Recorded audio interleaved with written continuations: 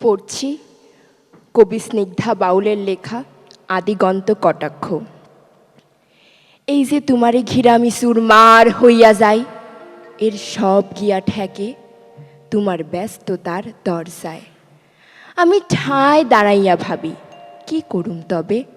এক কলিং ঘণ্টা লগে দাঁড়ায় সমান্তরালে। বাজলেই জানি বাজব আরো মসৃণ কণ্ঠ দরদ। আমি আরো সুরমার হোমো দ্বিতীয়ার সান্দেল্লাহান।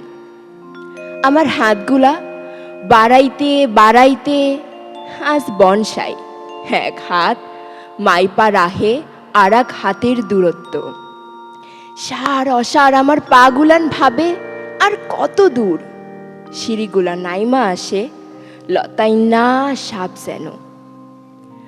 আমি গুনি আর গুনি, গুনতে গুনতে জানি তুমি আবারও সুরমার করবা আমারেই।